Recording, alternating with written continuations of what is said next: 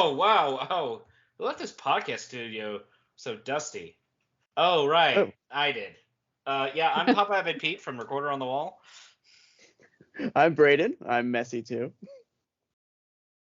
I'm Katie, and I forgot how to get around this studio. And yes, folks, we are finally back in this halcyon year of 2023. No, we're not done.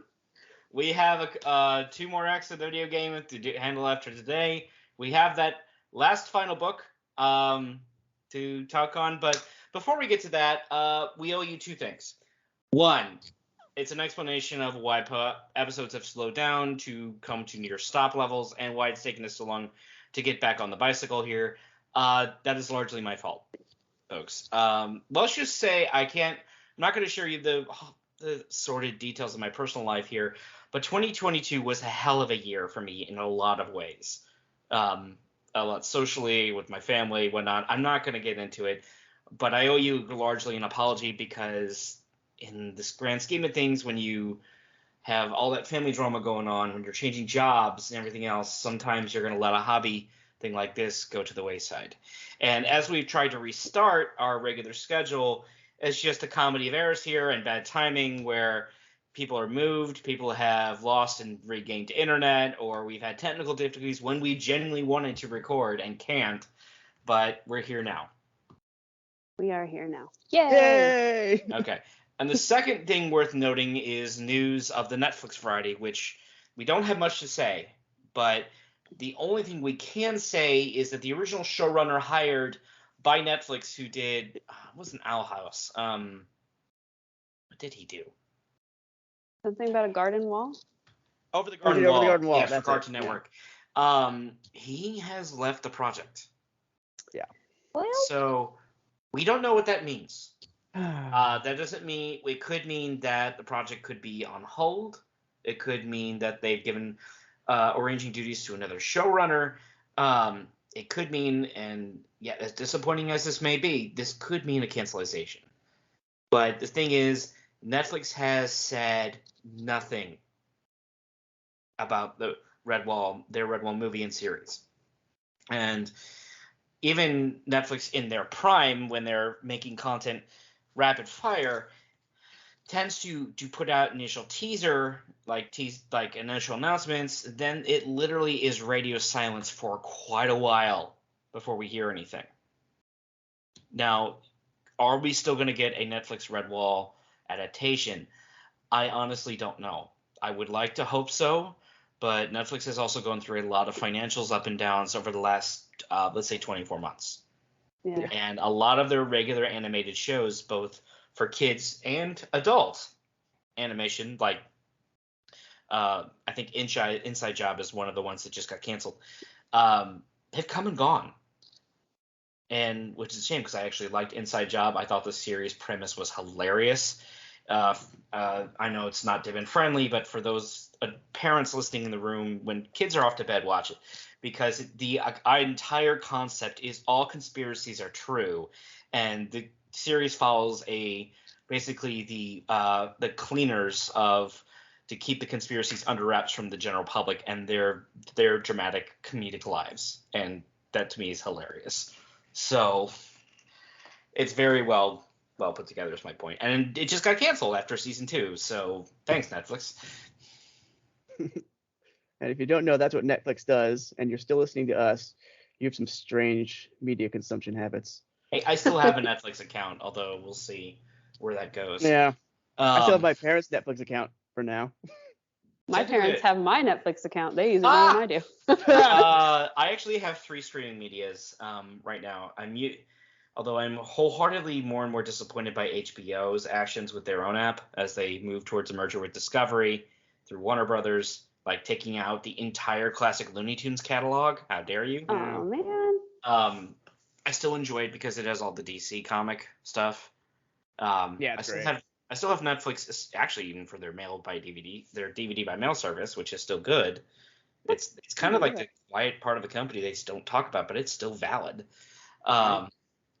And I just got Paramount Plus last year because theirs is only $50 a year with ads because I'm a Star Trek nerd. Star Trek. There you go. I've got Disney, Netflix, and HBO. I have access to Disney and Hulu as well, and that's good for Star Wars stuff rather. But yeah, it is what it is. So again, folks, we don't know what's going to happen with Netflix and a potential Redwall project. Hopefully something comes of it, and hopefully it's good. But more troublesome if nothing comes. Usually that means Netflix would have the rights to do any kind of adaptation for a number of years, and that would delay anyone else coming on board. Yeah, that's the worst case scenario. Would suck. Yeah. But the good news is there's always fan fiction. Indeed. Always. And as long as the PBS series remains free on YouTube, there's that. So, Indeed. because we all love our Wild Ivy, right?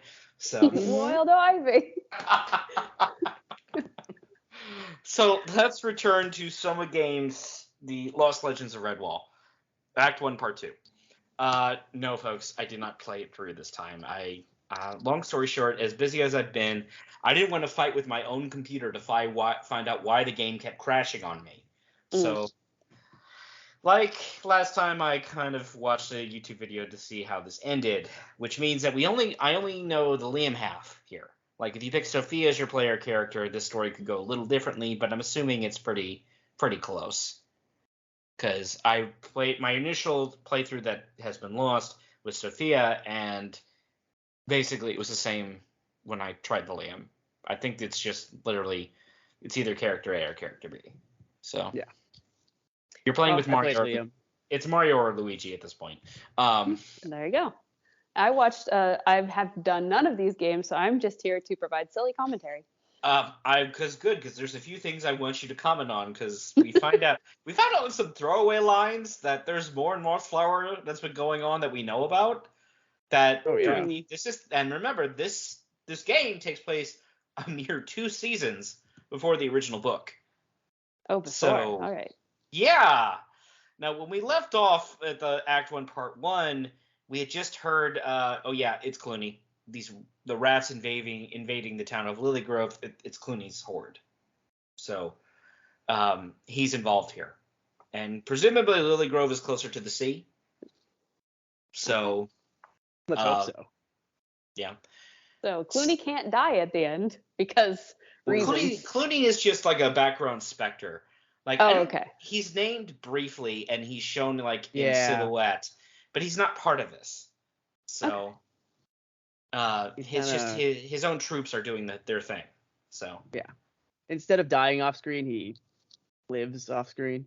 There you go. Look, he's delegated. Okay. Yeah, he's delegated. Let's just leave it at that. And when we were finishing Act 1, Part 1, we had the introduction to Lilygrove, their scout corps, which is kind of for lack of a better term, Coast Guard.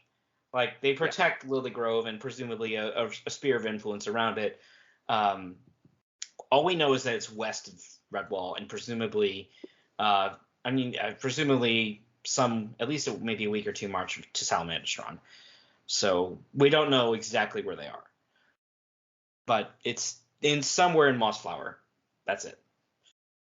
And when we left off, yes, our engaged couple of Liam and Sophia, whoever you pick as your character, this is their night of initiation into the Corps. Your fiance has already been initiated and gone on an adventure or two without you. And this is when the pirates invade, is during your celebration party, because you can't have nice things, apparently. No. I was going to say, that was not very nice of the pirates. So when the part we had led up to, the part where my game kept crashing, was when you have to sneak through the town of Lilygrove itself to the catacombs, where the scattered townsfolk have essentially, as it's their fallback point. So before they move on. And where I kept getting, it took a couple of times for me to get to the point where my game was consistently crashing. But during that section is when you're basically making like Solid Snake and sneaking through the town period, and then you get to that's where we stopped. Where we start up is Liam or Sophia's respective entrance into the catacombs, which is I complained last time about how hard the first sneaking is, right? You did. And Okay. I agree with you. It is incredibly hard. And I am not one for stealth games. I never have been. I can do some of it certainly, but I'm not the type to play through Splinter Cell or the Metal Gear series. It's just not my favorite playing style.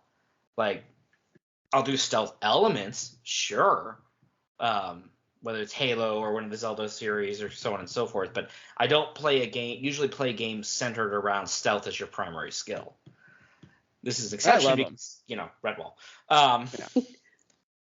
So when we pick up in this part 2, our respective player character has entered the catacombs, and I gotta say that, for Katie, for just to kind of put it together for your reference, the catacombs is this massive underground dome that it has built up on the sides like it's the Colosseum. It has stone walls with all these little what do you call it? Not venues. Alcoves. Yes. Alcoves and tunnels that connect them around the entire edge of the wall, and it looks like someone buried the Roman Colosseum underground. I was Best just way I thinking could that. put that. and then put a dome on top of it, and I'm like, well, wait the heck minute. Okay, I get that Lily Grove is a town on top, but this is kind of like a really cool structure, and yeah, it makes sense this would be the fallback point for the townspeople, but if I were Clooney, this seems like a much better target than Redwall itself. One, you have a literal fortress underground with ample food stores. Yeah, it's a nice place. It's very hard to assault from the ground above. You could literally lead an army down here in defense.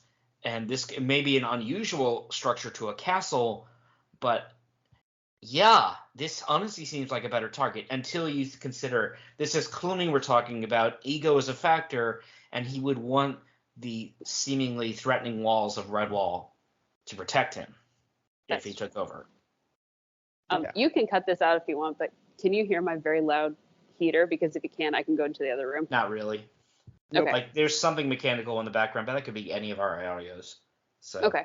That could be my AC system for all we know. So yeah, I mean, again, when you consider this is Clooney's ego, of course he's not going to stick around here, and that would negate the first book, which they're not going to do. Breaking of canon. No. We're creating our own universe. And at least in game design wise, these catacombs have a very Forbidden Fortress feel, a la Zelda Wind Waker, where it's dark.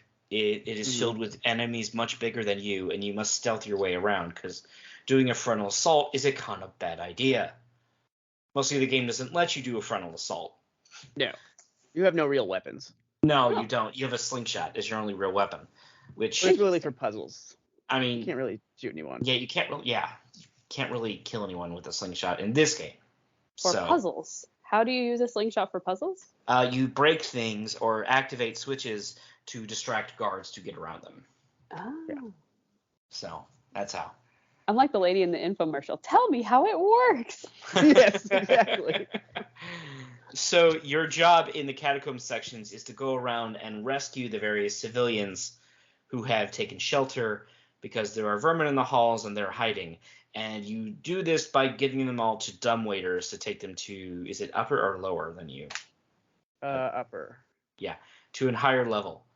And here's the weird thing. Rescuing these civilians, although it's not hard, is an optional quest. You can totally leave them to die if you feel so inclined. They kind of deserve it. Are you victim blaming? Okay. A couple of them are way too cranky about the fact that they're being rescued. Yeah, Dora Bella in particular. Yeah. She's ungrateful. Initially, she's ungrateful because she literally calls you a dibbin, which, that word's being used outside Redwall. That's a thing. Mm. And and two, she's just like, where's the kind of implying where's the real scouts? And at least in the playthrough I watched, which used Liam as the player character, he's just like, Yeah, I'm it. What are you gonna do about it? Which She is, does. in some ways, it's a very, Redwall idiom thing. Like the cranky, annoying characters are always cranky and annoying no matter what. Well, I mean, there was that mousewife in Martin the Warrior who was like very annoyed to be in the slave tunnel, like as Brom was yeah. helping her escape. She's like, I hate it down here. It's dirty. Yeah. oh, would you rather like it back in the plague pit? Yeah. Yes. So yeah. So the only thing I noticed in the video version I watched was, and it took me a second to get this until it wasn't until a throwaway line later that they kind of know this. That the first one you rescue is Dorabella, and she's annoying and annoyed you're having to rescue her, but she does, at least to her credit, she does apologize and follow with you for the plan you gave her. Fine, good for her. And there's two more you rescue. What's the dude's name? I don't remember. Ichabod. Thank you. Ichabod, he's a little cranky because Liam kind of implies he's old and he's like, yeah, so what? Kind of scenario. And then there's Belladora, who I legitimately thought the game had glitched and like they that this was supposed to be someone else here, but oh no, it had not. Yes, folks, Yeah, I was with you. if you're tracking, I just said Dorabella and Belladora. We'll explain that in a moment. Their parents hated them. Mm-hmm. More or less. That's kind of where I'm going with it. But again, we'll explain it in a minute. So I literally wrote down, wait, was Belladora someone else? Because he called her by another name, but he's calling them by their family name initially. And yeah. So Belladora, by contrast, is actually well received. She is grateful for the rescue outright. She is supportive of Liam when he comes, so much improved. Great. Yay. Yeah, that's great. It's literally a throwaway line later after you rescued all the civilians and get to the final spot in the catacombs that you find out Dorabella and Belladora are twins. Sisters. Oh no. Now, Katie, what were you saying about their parents? Yeah, their parents hated them. Apparently. I can only imagine what that's like growing up or trying to raise two kids you've named as such. What Yeah, creatures are they? Yeah. What creature are they? Mice or what creatures? They're are mice. they? They're mice. These are all Yeah. mice we're Okay. talking about. Mm-hmm. Oh, okay. Because the only named vermin, we'll get to him in a minute, is a little different. Oh So- yeah. So, yeah, you do rescue those three civilians, get them up to the dumbwaiter to the top floor, so they are in a safe spot the vermin don't know about, and you're avoiding the whole time you are climbing through the rafters. Or here's the other thing, because and you literally are told at one point, stay in the rafters because vermin never look up. Yeah. Okay. I mean, this is a trope. This is literally a trope. You could probably go down in TV tropes and waste 3 hours of your life on, because one of the arguably better Transformer cartoons actually played this up, where two of the Autobot wreckers literally said to themselves, "Decepticons never look up," and they didn't. Right. So. But one of the other things you do when you're running around with your player character is to avoid being scent tracked, because that is a very useful mechanic in the game, but it can be turned against you because, vermin can smell too. And they have functional noses. Is you can dunk yourself in a barrel of flour, come out pure white and leaking flour everywhere. But the benefit of doing this is that it keeps your scent contained. So I missed the instructions on that the first time, and I was like, "Oh, I'm a ghost," and I went to go scare them, and it didn't work. Okay, thank you. Why isn't that not a game mechanic right there? We already know vermin are a superstitious and cowardly lot. Oh yeah. Why couldn't you scare the crap out of them as a purported ghost? Because no one asked us. It would be a fun mechanic. Certainly, there's a lot of comedic material, but eventually you'd have to write it as such. It's not going to work on every vermin. Right. Because when people get scared, yes, you activate that fight or flight response. Some of those vermin may get a little, I don't know, stabby. Yeah. Well, now we're talking a more complicated, coding of the game. Yeah. Yeah. The whole time you were rescuing the civilians, by the way, one of your player characters' things you can ask about is your intended fiancé, and you find out they are either a self-rescuing prince or princess, respectively, by the other NPCs. Like, they are charging the vermin like they're freaking Leonidas at its Thermopylae. And they're fine. Oh, I'm sure they're fine and not injured, waiting for us in the hallway later. The other throwaway line that I had to literally stop the video and rewind to in a bit was that we're told that there is a Brock Holt of otters out there. Oh, and their headquarters is Brock Hall. Wait, what? Yeah. Did Bella give permission? I mean, Bella's kind of dead at this point, but... Yeah, true. Oh, but her ghost always drives around on that motorcycle. But I mean, we're literally told two things. One, the Badgers have abandoned Brock Hall, which that checks. We know that. Bella stopped living in it after Redwall was built because Redwall has walls. Yeah, it's in the name. Yeah. And they're red. And Oh. it's probably safer than necessarily in a rotting elm tree, which is what we're told Brock Hall is built under. Fine. All well and good. I never got the impression it was a rotting elm tree in the books. Well, that's what they call it in this game. Oh, okay. So we don't know. Rude. Yeah, it is. So we're told that the otters have since refurbished Brock Hall for their own means. And yes, it is the Brock Holt of otters. How original. Oh. So can we assume this is the General Mossflower Holt we've been referencing this whole time? Yeah. I mean, maybe. Maybe not. The problem with the Mossflower Holt is that when they're not in residence at Redwall, which is a lot of the time, I know, right? is that it is very undefined where their actual home ground is. Or is it like the difference between the People's Front of Judea and the Judean People's Pulse? People's Front. That's I understood that reference. Yeah. It's really hard to say. But again, this was a throwaway line in script, and I'm like, wait, what? Brock Hall, what? So after you rescue them all and take them up north, they take them up north you go to the next section after they're all secure, which is saving your beloved, as you find out.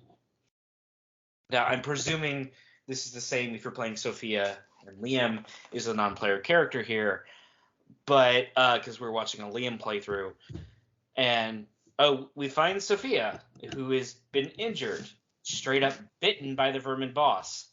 And who is this boss, you say? Well, it is a werette. Oh. Oh, yes. Much French. And werette is named Scum Snout. Okay. How original. How glamorous. I mean, yeah. I mean, the only reason why I think a werette who would keep this name, it's probably one Clooney gave him. Because, Clooney has delegated to this werette to raid said town because he's not there. So, and Scum Snout himself is very bad at company discipline, because we're told that he is congratulating some of the other vermin below him who bring him spoils of war, but the other ones he straight up beats with his mace. Which, how is that not fatal all the time? Yeah. And given we can reasonably assume that a werette is roughly the size of a badger, yeah. Yeah, I mean, the animation, well, we'll get to it, but it's like cave troll sized. Yeah. Yeah, he is. And literally your introduction to this guy, you were literally hearing him beat on his own troops And literally, this was kind of funny. Because you suddenly see an item bounce in through the barred grate above you, because you're and if you go to pick it up, it's like, you got a rat tooth. Ew. Yeah. So that's actually kind of funny, I'll admit. So yes, our Were-at scum snout. So he was the one who bit your beloved.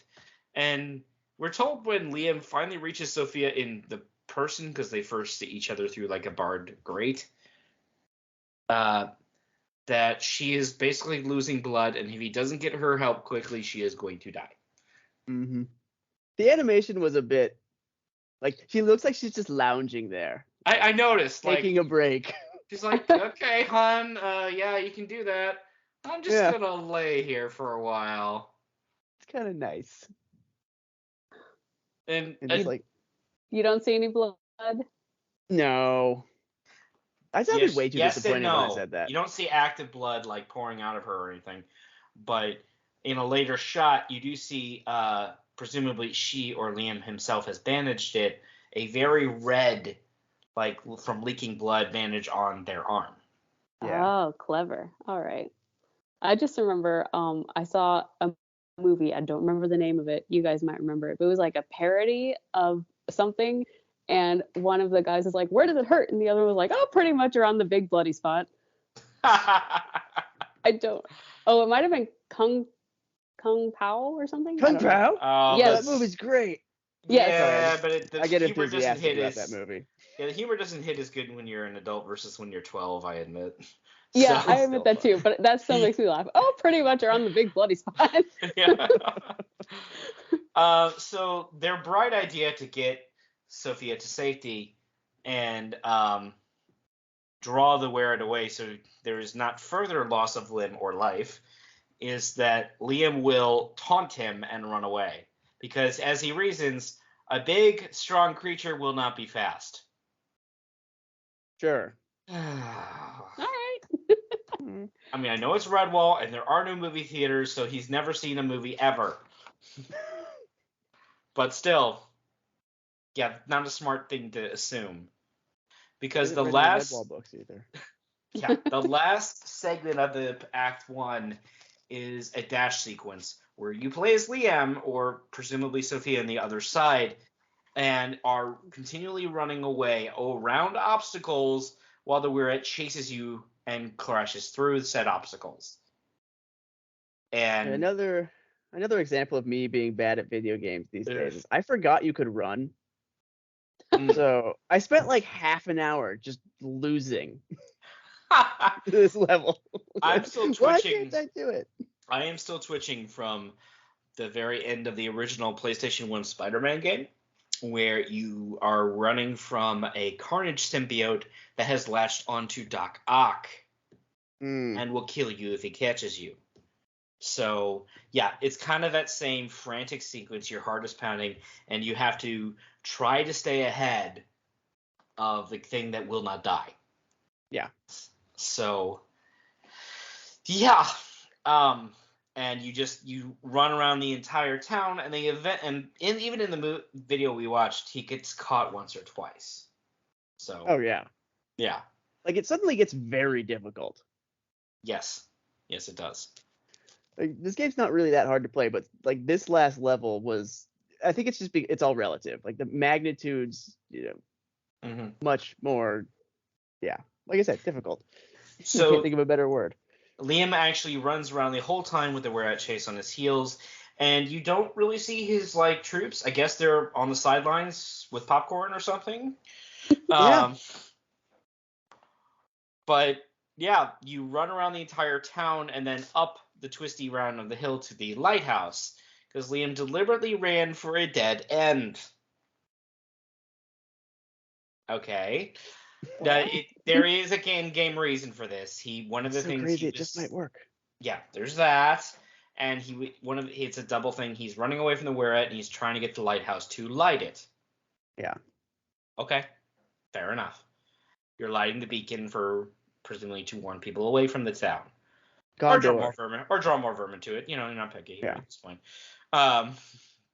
So Liam gets all the way to the top, and the Were-It corners him, but the Were-It, not noticing the giant light source that is now active, all right, and when it shines right in his face and he's blinded, he basically bumps into your character, and there you go, all the way out the window. Insert Goobies from here.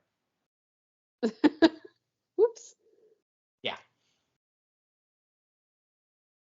So if Disney wasn't as copyright happy as they are, I would deliberately put that noise effect in here right about now. So.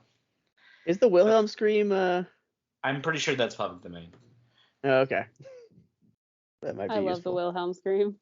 Yeah, I know some people don't, but I think I agree with you.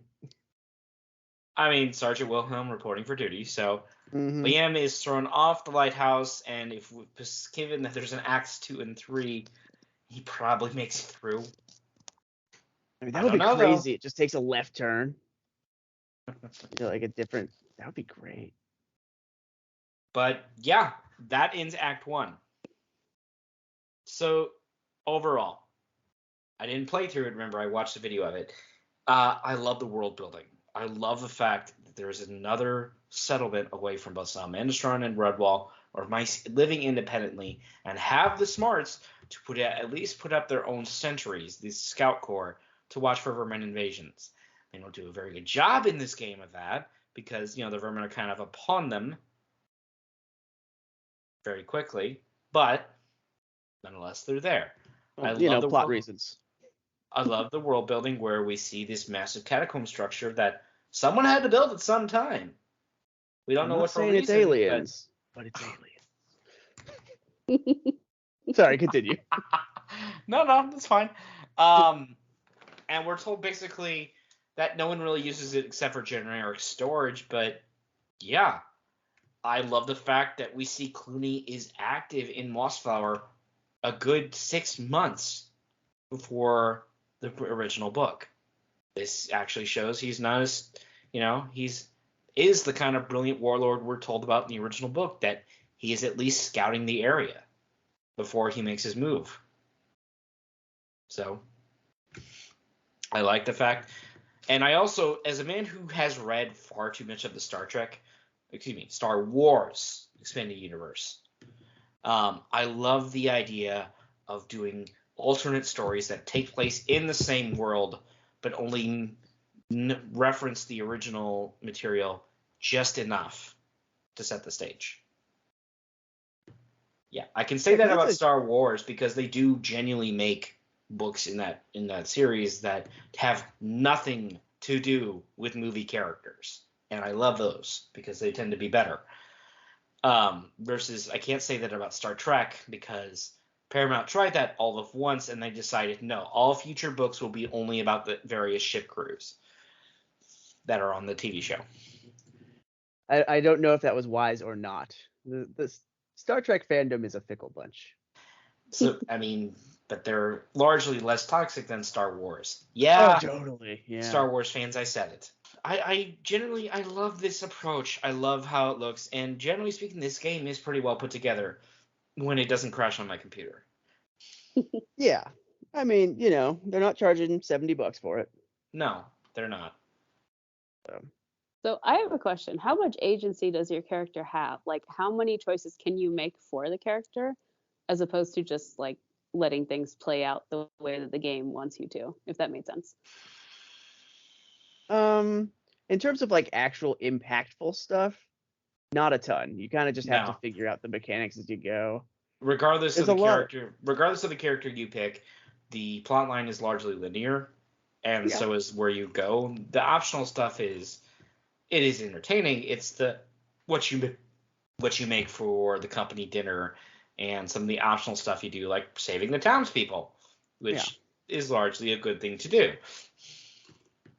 Right. And then the rest is like world building Easter eggs. Okay. Yeah, you pick up like recipes and what else? Correspondence between. Yeah, correspondence. Not just the characters of the game, but also Lily Grove has apparently been communicating with Redwall to somehow buy or trade food stocks between the two. Yeah. In the economy, we know they don't have. Right. Yeah. So Well, except for the slave economy, but that's not Mossflower. no, not now anyway. Yeah, not yet.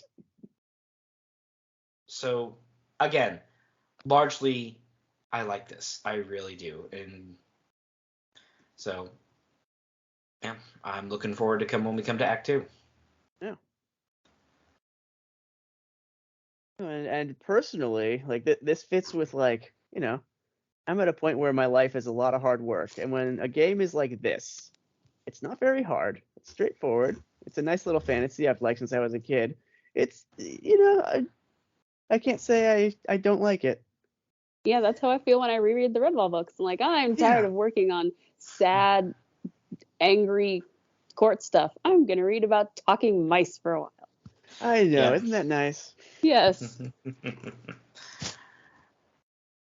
Yeah, I agree. I mean, I literally have been trying to force myself through Metroid Dread right now, which those of you who have never played a Metroid game, those can be incredibly hard and incredibly confusing of where to go.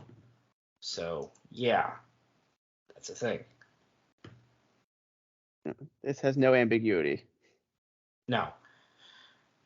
There's less open world exploration, but that's not necessarily a bad thing. No. So, linear gameplay can be just as fun. Yeah, well, I mean, it's sort of the industry fell in love with open world to its detriment, honestly. I agree. Do follow quests for 25 hours, like great. Fetch quests. Mm-hmm. But that being said, that's that. So I'm looking forward to Acts 2 and 3, and we'll go from there. So then, shortly, folks, after we might probably end up doing a food episode here before long. And, of course, April approaches. And regardless if we have people here or not, you know what that means. Fanfiction 6 is on its way. Has it been that we're long up to already? 6. Oh my goodness.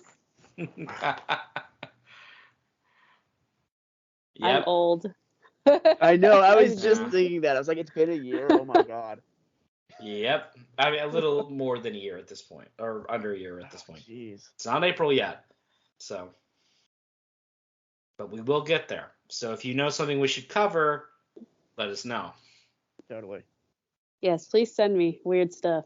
Not too weird. Okay. Not creepy Just weird. enough. Katie, be careful what you wish for. I know, That's right? what I'm saying. I said that and immediately regretted it. Did people send you weird stuff last time? I can't remember. No, I just found a dumb fan fiction, like one very short, very dumb fan fiction last year. Yeah. Mm-hmm. All right. That being said, folks, you can let me call up our reviews to see if we have any. Oh, yeah. So it's been a while since I had to do that. So you can find us over on recorderonthewall.com. We are on all the major all the podcasting services: Apple Podcasts, Google Play Podcasts, Spotify. What else? Our Twitter, such as it is ROTWPOD, and our you can reach us. Our primary contact email is rotwpod@gmail.com. And let's see. I We're get on the everything? Reddit and Oh. forums. Oh, yeah. Yeah, Redwall's are Eulalia when I can remember to post there, and the Redwall forums when I remember to post there. So, Did you notice that last time you named the episode 2020? Did I? Yeah. Oops. Feel free to cut that out.